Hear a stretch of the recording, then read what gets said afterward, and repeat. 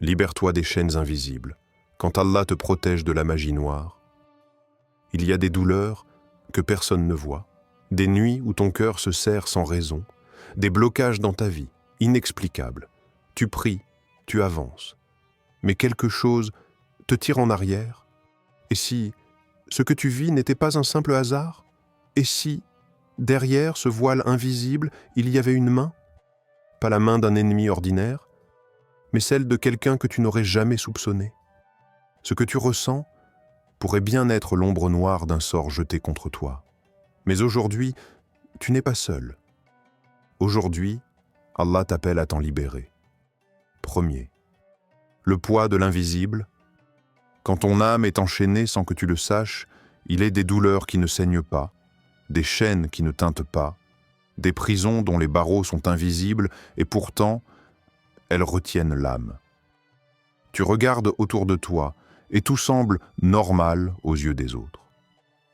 Mais à l'intérieur, tu le sais, quelque chose ne va pas. Tu te lèves chaque matin avec ce poids étrange comme si ta poitrine portait un fardeau qu'aucun sommeil ne peut alléger. Tu fais des efforts, tu plantes des graines, tu pries. Mais c'est comme si quelque chose venait déraciner ton espoir chaque nuit. Tu fais 2 pas vers un projet, mais une force inconnue t'en ramène 3 en arrière. Et alors que tout le monde entend ton rire, seul Allah sait combien ton cœur gémit. Est-ce que ce malaise est une fatigue passagère? Ou bien est-ce une guerre invisible? Une guerre que tu ne peux ni voir ni entendre, mais qui consume ton risque, trouble ton sommeil, éternit ta lumière intérieure. Il est possible que ta vie soit touchée par les ombres que l'on ne nomme pas. La jalousie d'un regard, la rancune d'un cœur envieux, ou même la noirceur d'un acte illicite, la sorcellerie. Mais attention, avant de pointer du doigt l'invisible, écoute ces mots du Coran. Ce ne sont pas de simples avertissements, ce sont des appels à la lucidité. Il n'enseignait rien à personne, sans dire d'abord « Nous ne sommes qu'une tentation, ne mécrois donc pas ». Sourate Al-Baqarah, verset 102. Ce verset nous parle de ceux qui enseignaient la magie à Babylone, non pas comme une vérité, mais comme une tentation à fuir. Ce n'est pas un savoir, c'est un piège. Le message est clair. Le mal existe, mais il est limité. Même le plus sombre des sortilèges, même la jalousie la plus enflammée, ne peut franchir les murailles de la volonté d'Allah. Et pourtant, combien d'âmes souffrent en silence sans comprendre l'origine de leur douleur? Combien croient en ça qu'elles sont maudites alors qu'elles sont simplement éprouvées? Ici réside la sagesse. Tout ce que tu ressens n'est pas toujours le fruit de l'invisible, mais tout ce que tu vis, Allah le voit. Et si un mal t'atteint, c'est qu'Allah t'a permis d'en sortir plus pur, plus fort, plus proche de lui. Alors, que faire quand ton cœur est fatigué mais que ton âme n'a pas de nom pour sa douleur? Tu t'agenouilles, tu pleures dans la nuit. Tu appelles celui qui voit l'invisible, car celui qui place sa confiance en Allah n'est jamais vraiment seul, même dans les recoins les plus obscurs de sa vie. Et quiconque place sa confiance en Allah, il lui suffit. Sourate At-Talaq, verset 3. Tu n'es pas brisé, tu es en train de traverser une nuit que seul Allah connaît. Et cette nuit, aussi longue soit-elle, annonce toujours l'aube. Laisse ceux qui t'ont envoûté voir une chose. Ton retour, ta renaissance, ta lumière, non pas parce que tu t'es vengé, mais parce que tu t'es purifié. Et là, même les chaînes invisibles fondent devant la puissance de la foi. 2. Même le prophète a été éprouvé. La preuve que la lumière triomphe toujours. Il est parfois tentant de penser que si notre cœur souffre, c'est parce que nous sommes faibles, que si notre vie se bloque, c'est parce qu'on a manqué quelque chose. Mais qu'en est-il alors du prophète Mohammed, l'homme le plus aimé d'Allah, le plus pur, le plus véridique, le plus protégé? Et pourtant, lui aussi fut éprouvé par la sorcellerie. Pas pour l'humilier, pas pour l'affaiblir, mais pour nous éduquer. L'histoire est authentique, transmise par Aïcha, qu'Allah l'agrée. Un homme nommé Labid ibn al-Assam, motivé par la jalousie, avait utilisé la magie contre le prophète. Le messager d'Allah commença à ressentir des choses étranges, comme s'il avait accompli des choses qu'il n'avait pas faites. Un voile, une lourdeur. Et Allah, dans sa sagesse infinie, lui révéla 2 armes célestes, pas des épées, pas des soldats, mais 2 sourates, 2 boucliers de lumière, Al-Falaq et An-Nas. À travers cette épreuve, un message sacré a été déposé dans le cœur de chaque croyant. Si même la lumière la plus parfaite fut ciblée par les ténèbres, alors ne sois pas surpris que ton âme le soit aussi. Mais retiens ceci, la lumière triomphe, toujours. Dis, je cherche protection auprès du Seigneur de l'aube. Sourate Al-Falaq, chaque verset de ces 2 sourates est un glaive lumineux contre l'invisible. Chaque mot, une flamme qui brûle la ruse du shaitan. Chaque récitation sincère, une chaîne de moins sur ton âme. Le prophète n'a pas cherché vengeance. Il n'a pas lancé une guerre contre l'auteur du mal. Il a enseigné l'élévation. Il a montré le chemin vers la guérison, non par la colère, mais par la foi. Et c'est cela, la vraie grandeur. Guérir, non pas pour se venger, mais pour redevenir libre. Car ton ennemi véritable n'est pas celui qui t'a fait du mal, mais celui qui te fait douter de la miséricorde d'Allah. Tu vois, le prophète aurait pu demander aux anges de frapper, mais Allah lui a plutôt envoyé la récitation. Pourquoi? Pour que toi, des siècles plus tard, en plein milieu de la nuit, le cœur inquiet, tu puisses ouvrir le Coran et trouver la même arme dans tes mains. Dis, je cherche protection auprès du Seigneur des hommes. Sourate An-Nas, verset 1, le Seigneur de l'aube, le Seigneur des hommes.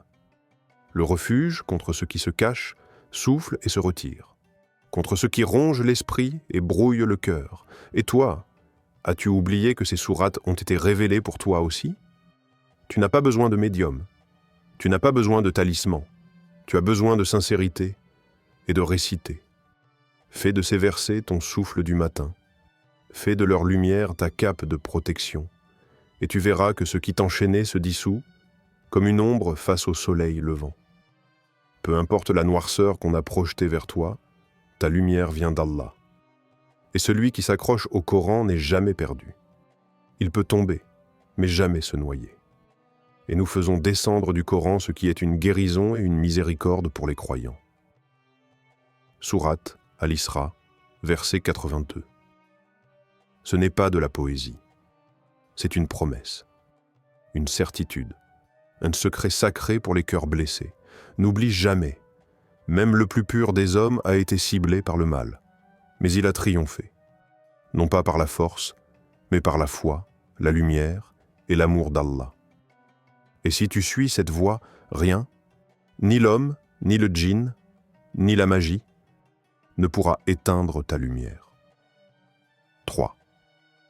L'épreuve n'est pas une malédiction, c'est un rappel d'Allah, et si ce n'était pas une punition, mais une invitation.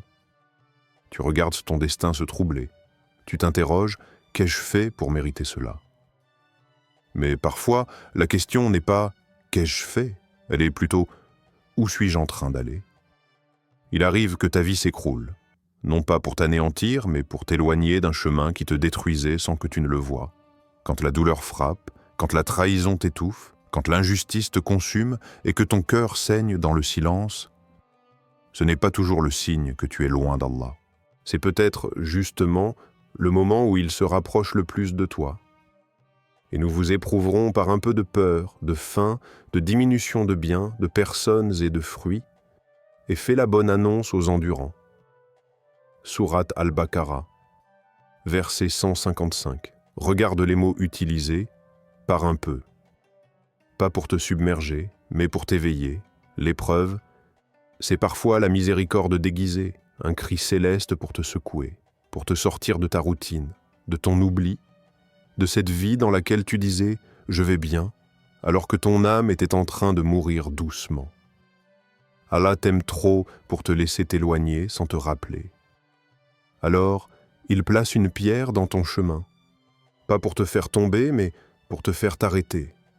Et parfois, ce n'est qu'au sol, à genoux, les mains levées, que l'on revoit la lumière. As-tu remarqué? Les instants où tu t'es rapproché d'Allah sont rarement ceux où tout allait bien, mais plutôt ceux où tout te manquait, sauf lui. Il n'y a pas plus belle preuve d'amour que cela. Quand Allah veut ton bien éternel, il peut te retirer certains biens temporaires. Il peut même te faire passer par l'obscurité pour que tu recherches enfin la vraie lumière.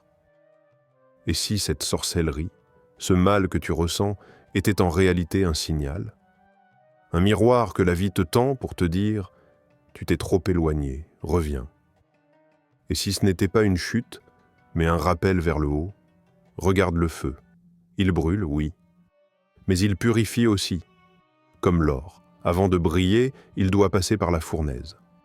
C'est ainsi qu'Allah façonne ses serviteurs dans le creuset de l'épreuve. Il les casse, non pas pour les briser, mais pour reconstruire leur cœur avec plus de lumière. Ne vois pas la douleur comme un poison, vois-la comme un message sacré. Et certes, nous vous éprouverons. Il n'y a pas de peut-être ici. C'est une certitude divine. Mais la suite est plus puissante encore. Et fait la bonne annonce aux endurants. Il ne dit pas aux savants, aux parfaits, aux purs, non. Il parle de ceux qui tiennent, ceux qui, malgré la peine, la fatigue, l'injustice, disent encore « je crois ». Alors oui, cette douleur n'est pas une malédiction. Elle est peut-être même ton tournant spirituel. Un passage obligé vers une version de toi-même que tu n'aurais jamais connue sans cette chute. Un appel du ciel pour réinitialiser ton cœur. Pour détruire ce qui te nuisait, même si tu l'aimais. Pour purifier ce qui devait l'être. Souviens-toi, il n'y a pas de purification sans épreuve. Il n'y a pas de lumière sans obscurité. Et il n'y a pas de retour vers Allah sans une étape de vide où tout ce qui reste, c'est lui. Et quand c'est lui qui reste, tu réalises que tu n'as jamais rien perdu. 4e. N'utilise pas l'ombre pour vaincre l'ombre. Choisis la lumière quand on te fait du mal. Le premier instinct, c'est souvent la vengeance. Un feu intérieur qui dit « je vais lui faire payer ». Mais ce feu-là ne brûle jamais celui que tu vises. Il consume ton propre cœur.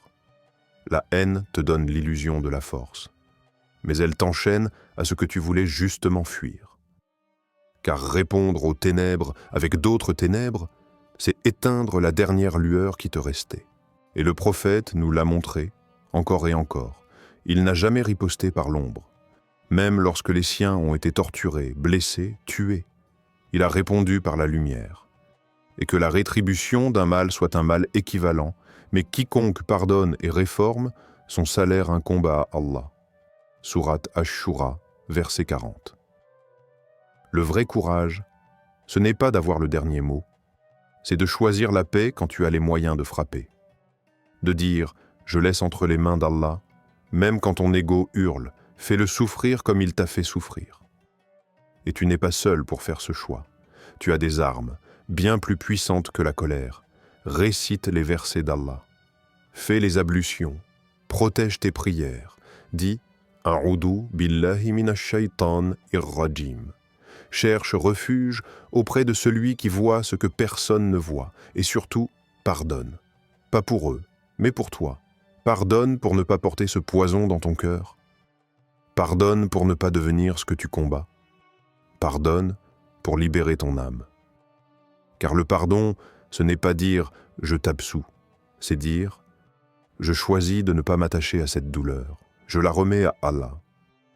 Et lui, il voit, il sait, et il rend justice mieux que quiconque.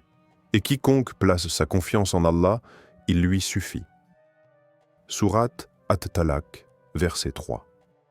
N'oublie jamais, tu ne combats pas seulement une personne. Tu combats aussi l'état de ton âme. Et la plus belle victoire, c'est celle où tu sors plus pur, plus lumineux, plus proche d'Allah. Pas celle où tu gagnes un duel d'orgueil, mais où tu retrouves la paix intérieure. Choisis la lumière. Car l'ombre, même victorieuse, ne t'éclairera jamais. Une prière pour les âmes blessées, Ya Allah. Pour tous ceux qui souffrent d'un mal qu'ils ne comprennent pas, guéris leur cœur, apaise leur esprit. Brise les chaînes qu'ils ne voient pas. Enveloppe-les de ta lumière et éloigne d'eux la noirceur des jaloux. Fais descendre sur eux ta paix et rappelle-leur qu'avec toi, aucun mal ne peut triompher. Amin.